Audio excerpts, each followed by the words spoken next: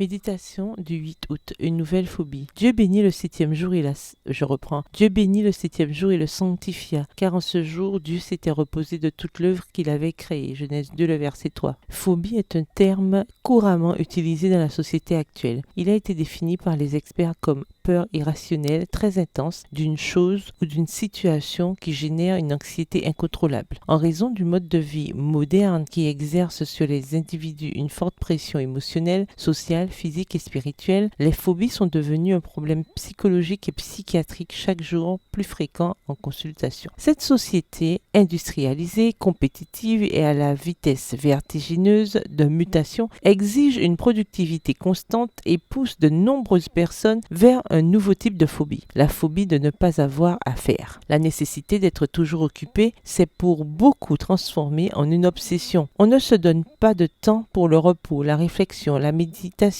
les loisirs et les rencontres sans que nous nous en sentions coupables. Les femmes, surtout les mères et les épouses, savent ce que je veux dire. Nous nous créons l'impression de toujours avoir en suspens des tâches, des obligations et des devoirs. Il est important de reconnaître qu'il y a un type de loisir très productif. Je fais référence à ce qui nous conduit à des moments de relaxation physique et mentale qui nous permettent de recharger les énergies perdues et de développer l'intimité avec les personnes que nous aimons, ce qui nous fait nous sentir comblés et motivés. Faire une pause dans nos tâches et prendre un temps pour cultiver l'intimité et la communion avec Dieu chaque jour crée à la fois la paix et nous aide à nous occuper de ce qui est vraiment vital. Les activités ludiques avec la famille ainsi qu'une conversation simple avec l'enfant, le mari ou les amis sont un bon remède pour l'âme car elles créent des liens émotionnels profonds. Dans son infinie sagesse et connaissant notre réalité, Dieu nous a donné un temps spécial pour le repos et la communion. Le Seigneur dit que le sabbat a été créé pour l'être humain afin qu'il y trouve du repos. Soyons prudentes dans l'usage que nous faisons des heures sacrées du sabbat et avec l'aide de Dieu, mettons nos priorités dans l'ordre. La cohabitation avec la famille, la communion avec les frères et le service au prochain sont quelques-unes des activités qui nous fournissent du repos et une santé complète. Bonne journée, que l'Éternel vous bénisse.